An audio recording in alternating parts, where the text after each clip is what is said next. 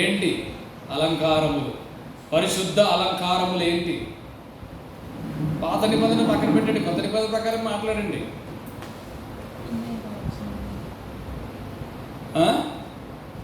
రక్షణ పాత్రను చేతబుచ్చుకొని దేవుని సన్నిధికి రావడం,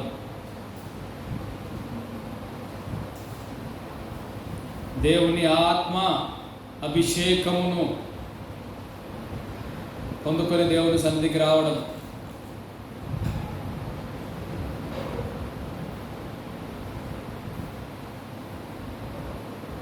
విరిగి నలిగినటువంటి హృదయము,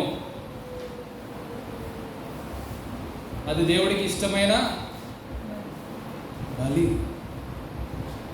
మరి అలంకారాలు నీకు దేవుడు పెట్టలేదా? రక్షణ వస్త్రము దయచేయలేదా? ఇచ్చాడా లేదా? రక్షణ వస్త్రం ఇచ్చాడా లేదా మీకు? మరి అది అలంకారం కాదా? నిన్ను పవిత్రపరిచాడా? పరిశుద్ధపరిచాడా? పవిత్రపరచలేదా? పరిశుద్ధపరచలేదా? మరి అటువంటి పరిశుద్ధమైనటువంటి అలంకారం మనకుందా?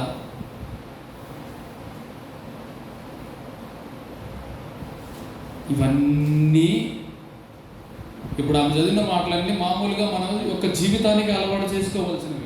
దేవుని సన్నిధికి రావాల్సినప్పుడు నీ రక్షణ పాత్రను చేతబుచ్చుకొని దేవుని సన్నిధికి రావాలంట. హల్లెలూయా!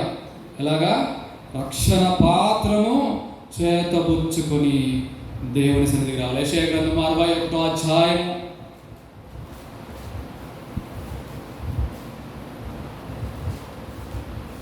10వ వచనం.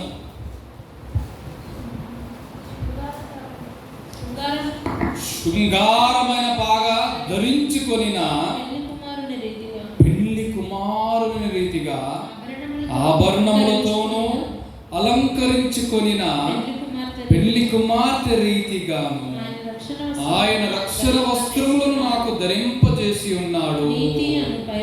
హల్లెలూయా! ఆ యొక్క రక్షణ వస్త్రములను అలంకరించుకొని రావాలి. అటువంటి అలంకారము ఎవ్వరికి లేదో మరి ఆ అలంకారమును ధరింపజేస్తాడు. మనం ఇది మర్చిపోతామండి. ఈ అలంకారం అనేది జీవితంలో ఎప్పుడు గుర్తుపెట్టుకుంటుంది తెలుసా? ఈరోజు నా స్పిరిచువల్ బర్త్డే. ఎప్పుడు గుర్తొస్తుందంట? స్పిరిచువల్ బర్త్డే రోజు ఈ రక్షణ వస్త్రం గుర్తొస్తుంది. ఆ అలంకారం అప్పుడు గుర్తొస్తుందంట. హల్లెలూయా!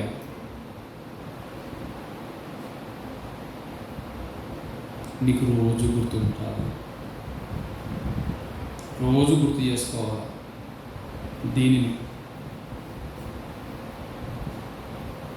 దేవుడు నీకు ఏం చేశాడు? నీ మురికి జీవితమును, పాత జీవితమును, దుర్నీతితో నిండి ఉన్నటువంటి నీ బ్రతుకు అంతా తీసేసి రక్షణ వస్త్రాన్ని నీకు ఇచ్చాడండి.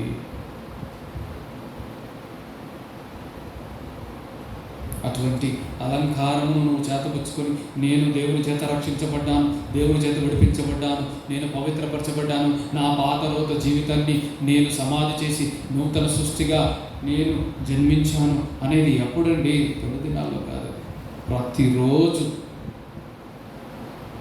దేవుని స్తుతించడము, దేవుని మహిమపరచడము, దేవుని కీర్తించడము, అది ప్రార్థన చేయడము.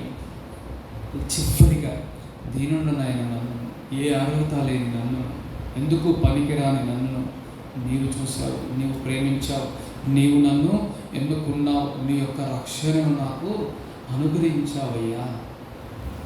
ఈ రక్షణ వస్త్రమును బట్టి, ఈ రక్షణను బట్టి, ఈ రక్షణను బట్టి నీ సన్నిధికి వచ్చే భాగ్యము నాకు ఇచ్చావు. ఆ దేవుడిని మనము చేరుతున్నామా? ఈ రక్షణ అలంకారమును పట్టుకొని మనము దేవుని ఘనపరచగలుగుతున్నామా? దేవుని హెచ్చించగలుగుతున్నామా? ఇది ఎప్పుడైనా మాట్లాడగలుగుతున్నామా? ప్రతిరోజు ప్రార్థనలో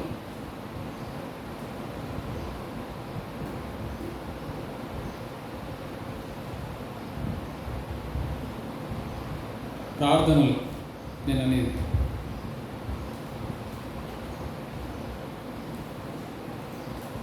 ప్రార్థనలో ఈ మాట రాగలుగుతుందా? రక్షణకు సంబంధించినటువంటి మాట ఉండాలండి. అప్పుడు నువ్వు విధేయుడిగా ఉన్నట్టు, అప్పుడు దేవుడు నిన్ను ఆశీర్వదిస్తున్నాడని. ఈ అలంకారము ఎప్పుడుకు విడిచిపెట్టకూడదు. మనం ఏ రోజు కూడా విడిచిపెట్టకూడదు. ఒకవేళ నీవు కనుక నీ యొక్క క్రియల ద్వారా నీవు ఎప్పుడైనా మరలా ఆ పరిశుద్ధతను, ఆ పవిత్రతను పోగొట్టుకుంటే దేవుడిని అడగరు. దేవుడు దయచేసి అలాగని పోగొట్టుకోమని నేను చెప్పట్లేదు, పోగొట్టుకోవాలని నేను అనట్లేదు. దేవుణ్ణి అడిగేవారుగా ఉండాలి. దేవుణ్ణి అడిగేవారుగా ఉండాలి.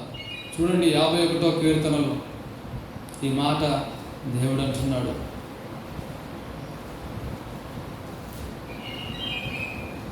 ఆరో వచనం,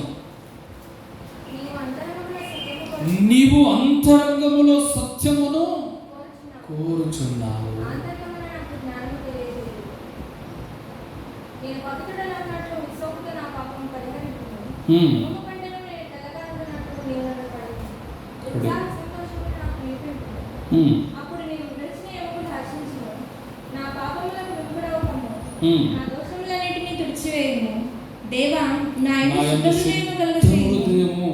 కలుగజేయము, స్థిరమైన మనస్సును నూతనముగా పుట్టించుము.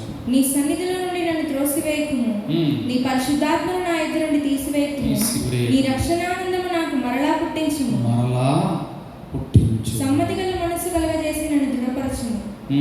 అప్పుడు అతిక్రమించే వారికి చాలు. హల్లెలూయా. ఒకవేళ మరలా మనకు బాధ అనిపిస్తుందేమో, దూరం అయిపోయామేమో దేవుడికి, మరలా ప్రభువా పశ్చాత్తాపముతో నీ వైపు తిరుగుతున్నా. ఈ రక్షణ వస్త్రమును, ఈ అలంకారమును మరలా నాకు దయచేయి ప్రభువా. నీ పరిశుద్ధ ఆత్మను, ఈ పరిశుద్ధ ఆత్మ అనే అలంకారమును నా యుద్ధ నుండి తీసివేయకుము. ఉందా అండి ఈ లోపల ఎటువంటి అలంకారము? రక్షణ అలంకారం పొందుకున్నామేమో, పరిశుద్ధాత్మ అలంకారం పొందుకున్నామేమో, మరి అలంకారము నిత్యము నీకు ఉన్నాయా లేదా? ఎలా సరి చేసుకుంటావు? ఈ సోపుతో నన్ను కడుగు ప్రభువా.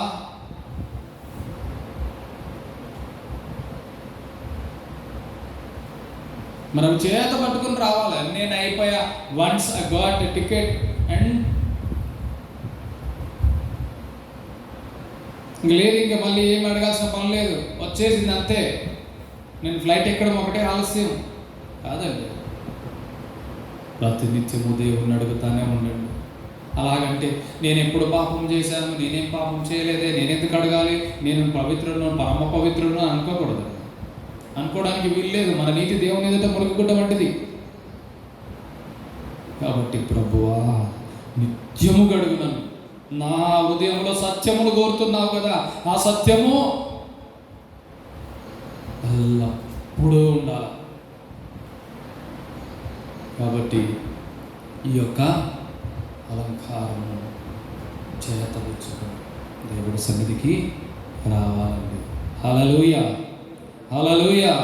ఎలాగంట రండి మూలవాక్యం ఒకసారి. ఆయన మహిమను ఆయనకు చెల్లించుడి. హల్లెలూయా. నైవేద్యములను చేతపుచ్చుకొని దేవుని సన్నిధికి చేరండి. పరిశుద్ధ అలంకారములు ఆభరణములను